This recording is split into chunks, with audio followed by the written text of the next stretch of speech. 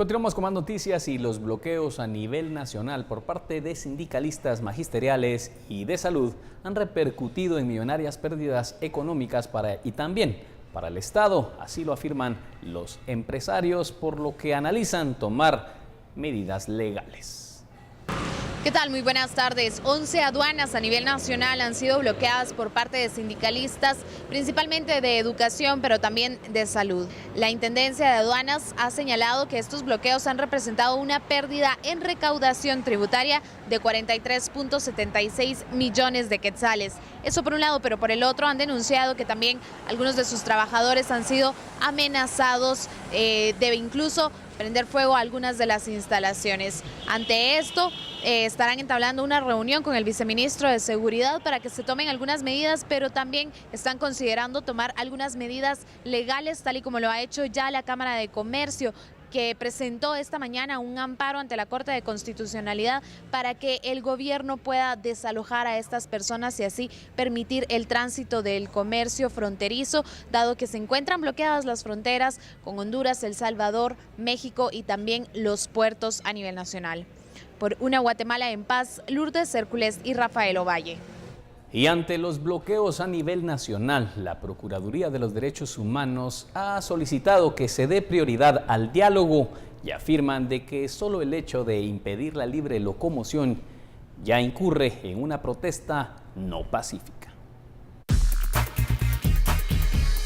Ahorita existe un impasse en cuanto al diálogo entre gobierno y estos, digamos, los dos grupos que están manifestando. Y nosotros, pues, como institución de derechos humanos, el día de hoy estamos haciendo un llamado, en primer lugar, al gobierno de la República, a efecto de que de manera responsable ellos puedan retomar el diálogo con los dos grupos que están manifestando, de que pueda continuarse, inclusive antes de usar la fuerza pública. Y el presidente Jimmy Morales amenazó con levantar a la fuerza los bloqueos que mantienen los sindicalistas en por lo menos 11 aduanas del país. Esto porque no se ha logrado llegar a ningún diálogo y mucho menos a acuerdos.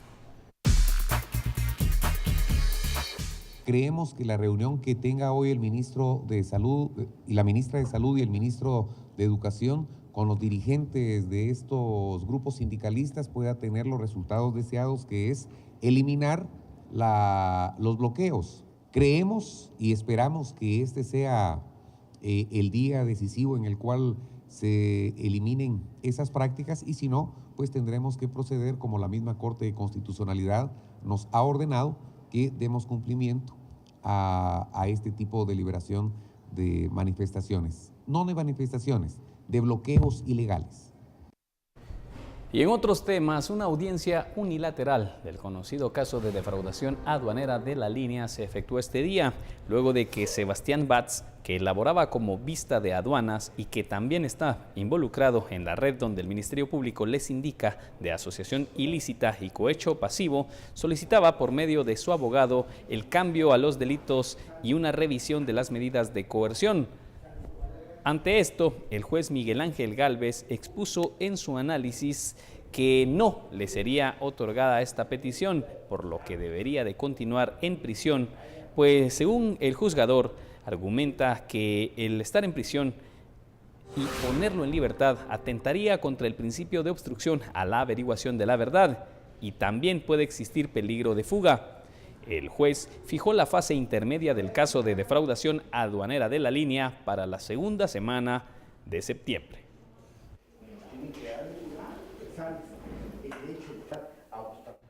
Y en más información judicial, el Tribunal de Mayor Riesgo A, que preside la jueza Yasmín Barrios, continúa con el juicio contra 13 integrantes de la banda de sicarios conocida como Bam Bam.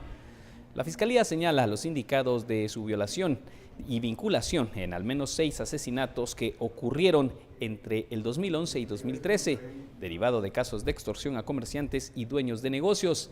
El Ministerio Público presentó a 2 peritos forenses del Instituto Nacional de Ciencias Forenses que ratificaron el informe pericial de al menos 3 personas que fallecieron por impactos de arma de fuego.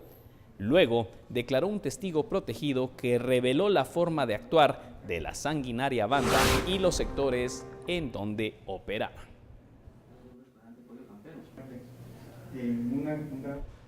Y en otra información, los padres que golpearon a su hijo de 8 años hasta mandarlo al hospital fueron enviados a prisión y ligados a proceso, sindicados de parricidio en grado de tentativa.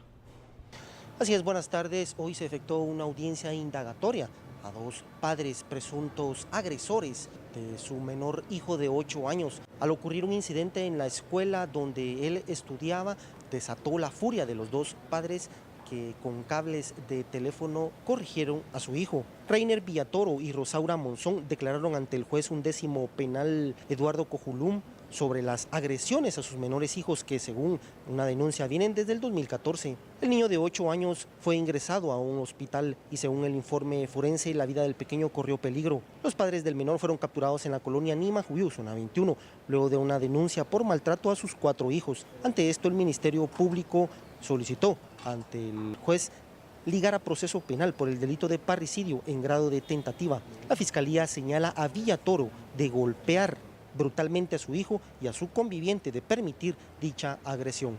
El juez 11º penal Eduardo Cojulum ligó a proceso penal a los 2 progenitores del menor. Por una Guatemala en paz, Cristian Martínez y Daniel Ramírez. Y el tema de las drogas, el sistema penitenciario y juventud continúa como tema tabú en la sociedad. Así destacó este informe en el Foro contra la Violencia, que afirma que tener una población recluida que no está haciendo nada puede ser multiplicadora y se convierte en una institución de la delincuencia que agranda día a día sus redes y que además agranda un problema de mayor inseguridad. Por eso es importante invertir en las cárceles pensando en la libertad y reinserción social. Así lo señalan expertos en el tema de seguridad. Ante ello, Jóvenes contra la Violencia, a través del foro conversatorio, se pronunciaron.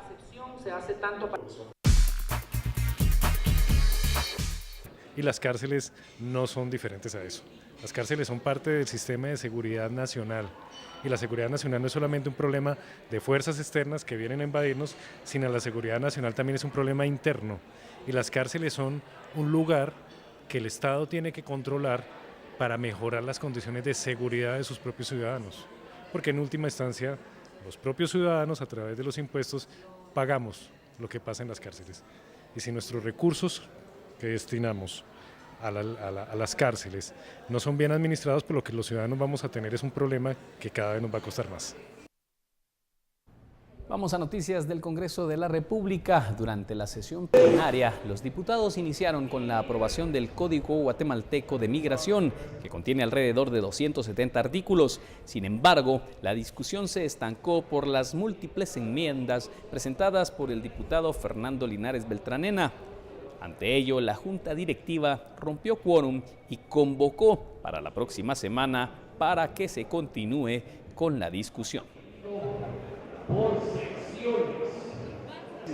Y también en el Congreso se discute una iniciativa de ley para la reducción del 50% de la condena para quien se declare culpable en cualquier proceso judicial.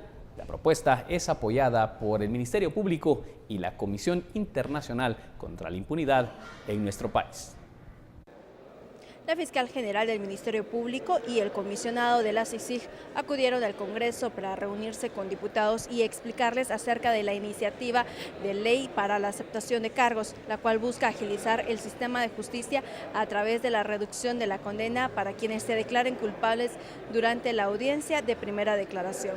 De acuerdo con el comisionado Iván Velázquez, esta iniciativa no podría beneficiar en todo caso a los implicados en el caso de la línea, cooptación y cooperacha, pues los tiempos no estarían en su momento para poder aplicar. Sin embargo, la ley no contempla un rango de delitos ni tampoco es específica para quienes podría aplicar, por lo que es general y en cualquier delito podría alguien aplicar siempre y cuando cumpla con los requisitos, entre estos que al declararse culpable debe explicar cómo, cuándo y con quién realizó el delito, así también de dar un resarcimiento en una semana del 50% y comprometerse a dar el otro 50% entre los próximos meses. Por una Guatemala en paz, Dulce Rivera y Noé Medina.